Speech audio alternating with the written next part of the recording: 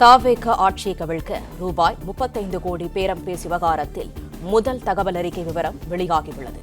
கூடுதல் தகவல்களை தருகிறார் எமது செய்தியாளர் கதிரவன். இது தொடர்பான முழு விவரங்கள் என்ன? தமிழக வெற்றிக் கழக சட்டமன்ற உறுப்பினர் கூடிய இளையராஜா என்பவரிடம் சபாநாயகருக்கு எதிரான தீர்மானம் கொண்டு வரும்போது அதற்கு ஆதரவாக தாங்கள் வாக்களிக்க வேண்டும் என்று கூறி 35 கோடி ரூபாய் பேரம் பேசியதாக வழக்கு பதிவு செய்யப்பட்டு இதுவரை 5 நபர்கள் கைது செய்யப்பட்டிருக்கிறார்கள். மேலும் சிலரிடம் விசாரணையானது நடைபெற்று வருகிறது. இந்த விவகாரம் தொடர்பான முதல் தகவல் அறிக்கை தற்போது வெளியாகி இருக்கிறது. குறிப்பாக இந்த முதல் தகவல் அறிக்கையில செந்தில் பாலாஜியோடைய சகோதரர் அசோக் குமார் அவருடைய பெயரும் இடம்பெற்றிருக்கிறது. 4 சட்டப்பிரிவின் கீழ வழக்கானதும் பதிவு செய்யப்பட்டிருக்கிறது.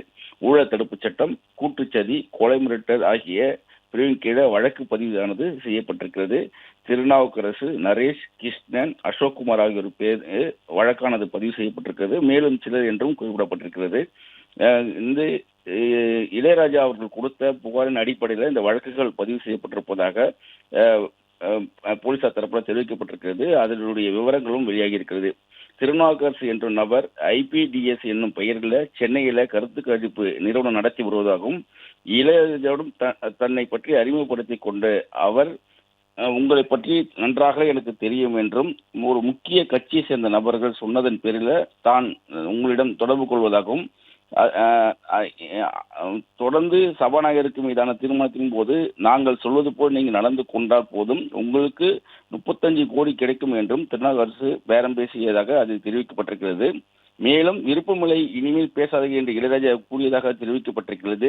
அதற்கு அவர் 35 கோடி ரூபாய் தருகிறேன், நீங்கள் கஷ்டப்பட்டு இந்த இடத்துக்கு வந்திருக்கீங்க, உங்களை எல்லாம் இவ்வளவு பெரிய தொகையை நினைச்சு கூட பார்க்க முடியாது, சொல்வது போல் நடந்தால்தான் உங்களுக்கும் உங்கள் குடும்பத்துக்கும் நல்லது, இல்லையில் கடுமையான பின் விளைவுகளை சந்திக்க நேரிடும், நான் பேசியதை பற்றி யாரிடமும் சொல்லக்கூடாது, சொன்னால் நீங்களும் உங்கள் குடும்பத்தை சேர்ந்தவர்களும் உயிரோடவே இருக்க மாட்டீங்க என்று திருநாவுக்கரசு மிரட்டியதாகவும் முதல் தகவல் அறிக்கையில் குறிப்பிடப்பட்டுள்ள தகவல்கள் தெரிவிக்கின்றது.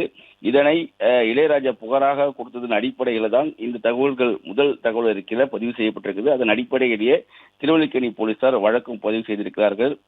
திருநாவுக்கரசு, நரேஷ், கிருஷ்ணன், செந்தில் பாலாஜி அவருடைய சகோதரர் அசோக்குமார் ஆகியோரது மீதும் வழக்கானது பதிவு செய்யப்பட்டிருக்கிறது.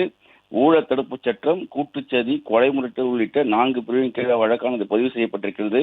தொடர்ச்சியாக விசாரணையானது நடைபெற்று வரக்கூடிய நிலையில நேற்று கைது செய்யப்பட்ட திருநாவுக்கரசு உள்ளிட்ட 3 நபர்கள் 15 நாட்கள் நீதிமன்ற காவலில் சிறையில் அடைக்கப்பட்டிருக்கூடிய நிலையில கரூரில் கைதான செந்தில் பாலாஜி நெருங்கிய உறவினர்களாக இருக்கக்கூடிய கார்த்திக், ரமேஷ் ஆகியோரை நள்ளிரவில் போலீசார் சென்னை கொண்டு வந்து திருவல்லிக்கேணி காவல் நிலையத்தில் வைத்து 2 பேரும் தனித்தனியாக விசாரணை மேற்கொண்டு வருகிறார்கள். மேலும் கிருஷ்ணன் உள்ளிட்ட சிலரிடமும் தொடர்ந்து விசாரணை நடைபெற்று வருவதாக காவல்துறை தரப்பில் தெரிவிக்கப்பட்டிருக்கிறது.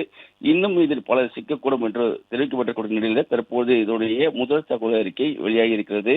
உங்களால் நினைத்து கூட பார்க்க முடியாத அளவுக்கு நாங்கள் இந்த பணத்தை தருகிறோம் என்று ஆசை வார்த்தையெல்லாம் கூறி அவர்கள் அந்த பணத்தை கொடுத்து பேரம் பேசியதும், அதே போல வெளியே சொன்னால் உங்களை கொலை செய்து விடுவோம், உங்களையும் உங்கள் குடும்பத்தையும் கொலை செய்து விடுவோம் என்பது போல அவர்கள் மிரட்டியிருப்பது தொடர்பான தகவல்களும் இந்த முதல் தகவல் அறிக்கையில் பதிவாகி இருக்கிறது.